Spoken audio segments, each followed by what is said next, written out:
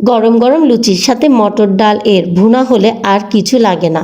এটা শুধু আমার না, সমগ্র বাঙালি জাতির কাছে খুবই সমাদৃত। আজকে বাসায় বানালাম লুচি আর মটর ডাল ভুনা। এটাকে ভারতে ছোলা বাটুরে বলে।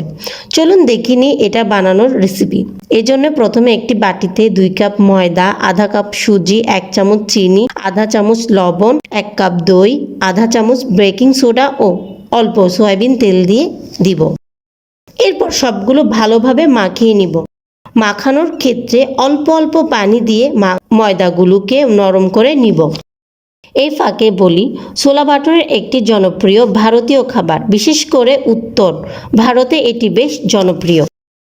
ময়দাগুলো ভালো করে মাখিয়ে এর ওপর একটি ভেজা কাপড় দিয়ে দিব। এই ফাঁকে মটরগুলোকে রান্না করে নিব।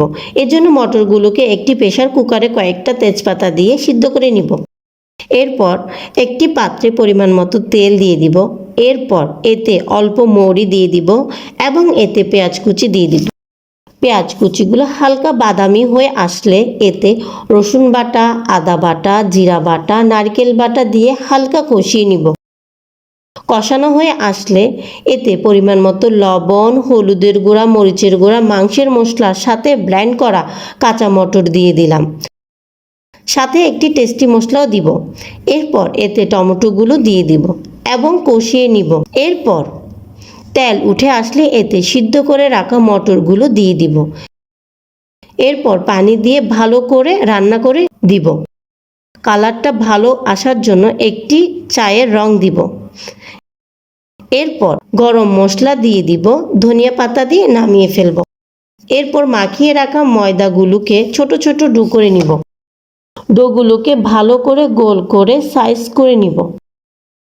এরপর ডোগুলোকে আবার একটি ভেজা কাপড় দিয়ে 5 মিনিটের জন্য রেখে দিব। এরপর কাপড়টা নিয়ে ডোগুলোকে বেলে গোল গোল করে নিব। এরপর এগুলোকে পরপর ভেজে নিব। এ ফাঁকে জেনে নিই এটার নিয়ে আরও কিছু তথ্য। এটি মূলত ফ্রাইড খাবার, যেখানে মুচমুচে লুচি ছোলার সাথে পরিবেশন করা হয়। ছোলা বাটুরের ইতিহাসের শিকড় সম্ভবত উত্তর ভারত ও পাকিস্তানের অঞ্চলে। বিশেষ করে পাঞ্জাবি খাবারের মধ্যে এটি একটি বিশেষ স্থান অধিকার করে।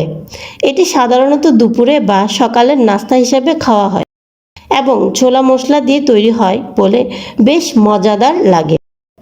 এই খাবারের উৎপত্তি এবং তার পরিসরের মধ্যে কিছু বিতর্ক রয়েছে, তবে অনেকের মতে এটি পাঞ্জাবি সংস্কৃতির অংশ এবং বর্তমানে এটি ভারত, পাকিস্তান, বাংলাদেশ সহ দক্ষিণ এশিয়ার বিভিন্ন স্থানে অত্যন্ত জনপ্রিয়।